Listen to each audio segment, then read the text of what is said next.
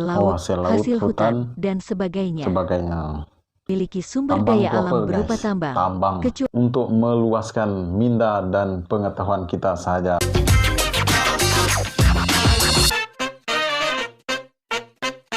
Salam sejahtera dan salam persaudaraan guys. Welcome back to Friendly Channel. Apa kabar kalian semua yang berada di Malaysia, Indonesia, dan di seluruh dunia?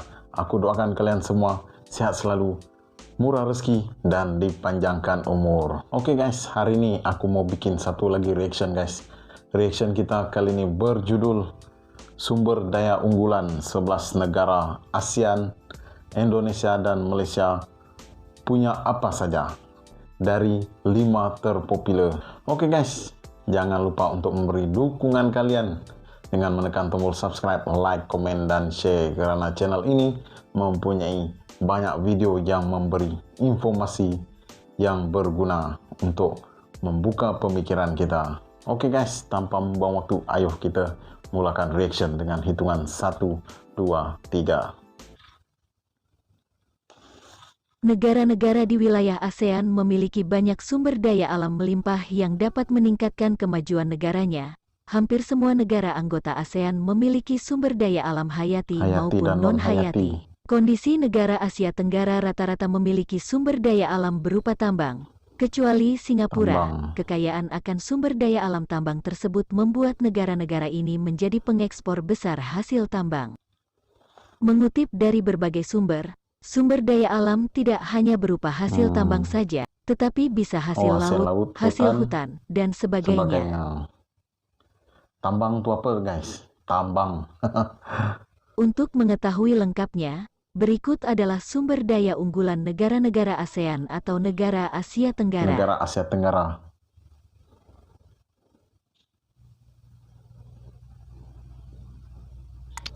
Lima terpopuler.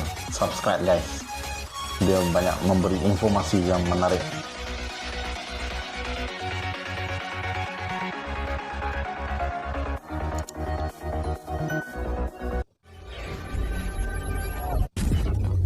Nomor yang ke-11. Timor Leste.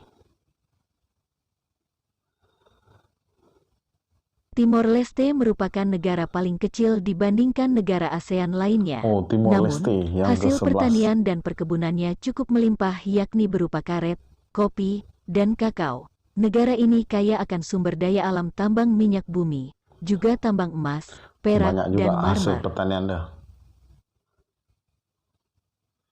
Kakao tuh koko punya. Oke, yang ke-10. Singapura.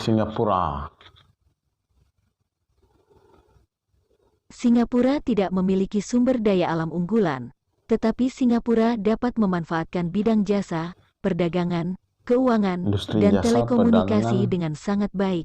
Negara ini hanya memiliki sedikit pengolahan bahan baku, namun kekayaan negaranya melebihi negara ASEAN lain yang punya kekayaan alam melimpah. Kamboja yang ke-9. Kamboja memiliki daratan yang subur sehingga banyak komoditas yang ditemukan di sini, di antaranya karet, beras, kayu, umbi-umbian, gas alam, dan minyak bumi. Umbi-umbian yang mendominasi di Kamboja adalah kacang tanah, jagung, kapuk, dan tebu. Hasil umbi-umbian tersebut dapat ditemukan di sepanjang Sungai Mekong dan Danau Toni Sap. Brunei Darussalam. Brunei Darussalam merupakan salah satu negara yang mengandalkan sumber daya alam sebagai sumber utama bagi devisa negaranya. Artinya, kegiatan ekspor Brunei Darussalam sangat intens terjadi. Hal ini dikarenakan Brunei Darussalam memiliki tanah yang subur, sehingga hasil pertanian dan perkebunan melimpah. Selain itu, hasil alam dari Brunei Darussalam melimpah di sektor pertambangan. Contohnya adalah minyak bumi dan gas alam. Daerah yang menjadi penghasil gas alam di Brunei adalah Seria, Ampar, Jerudong, dan Kuala Belait. Memang betul Brunei adalah pengeluar minyak. Walaupun negara kecil. Laos pula. Laos adalah satu-satunya negara di Asia Tenggara yang tidak memiliki laut. Meski begitu, potensi sumber daya alam dari Laos tidak bisa disepelekan. Komoditas ekspor negara ini antara lain adalah padi, kopi, tembakau, dan sumber-sumber tambang mineral.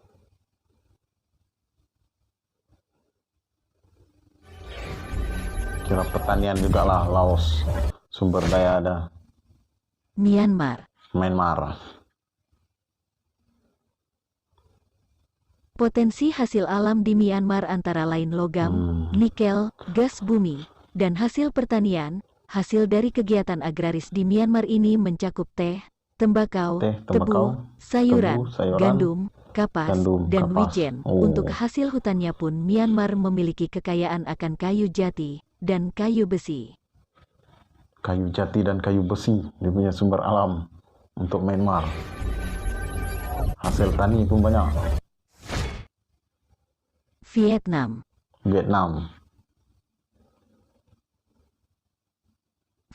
menjadi pengekspor besar atas kekayaan alam, berupa beras, karet, kedelai, kopi, dan teh.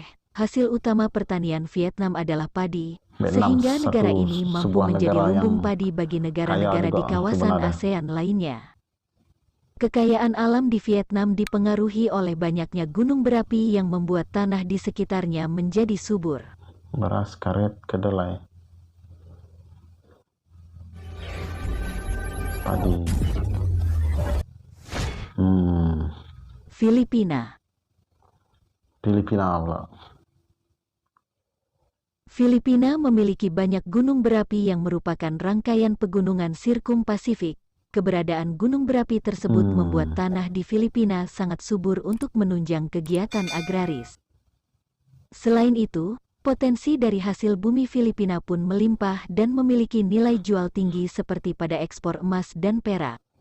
Wah, banyak juga emasnya Filipina. Emas dan perak saja dia punya hasil bumi. Malaysia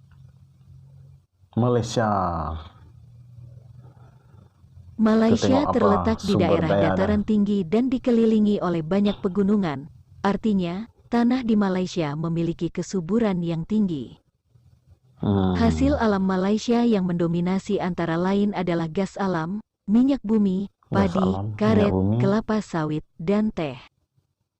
Hutan di Malaysia pun mempunyai kontribusi besar dalam memajukan perekonomian Malaysia. Sebanyak 40% komoditas karet di dunia adalah berasal dari negeri jiran ini. Dari Malaysia, 40% penghasilan getah dari Malaysia.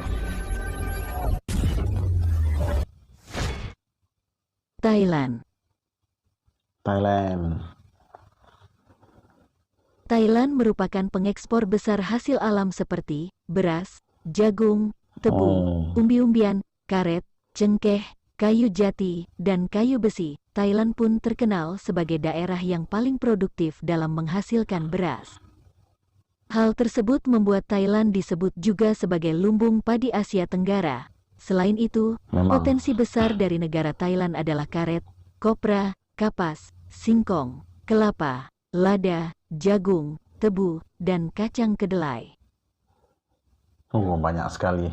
Dia punya hasil tani itu. Memang top dia adalah Thailand. Terutama sekali padi.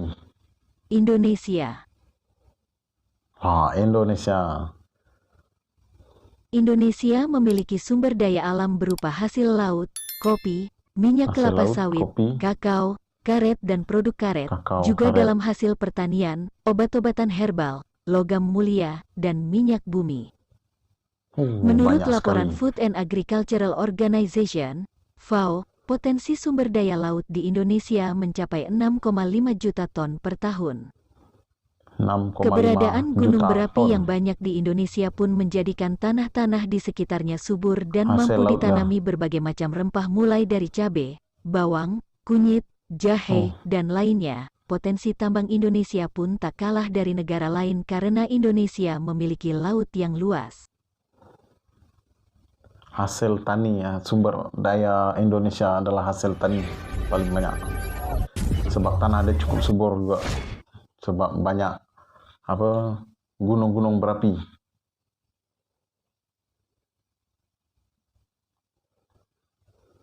Itulah sumber daya unggulan negara-negara ASEAN atau Asia Tenggara. Oke guys, itulah tadi video yang berjudul sumber daya unggulan 11 negara ASEAN. Indonesia dan Malaysia punya apa saja dari 5 terpopuler. Oke guys, menurut aku sumber daya asli yang ada pada setiap negara dalam 11 negara ASEAN tadi paling penting untuk perekonomian sesebuah negara.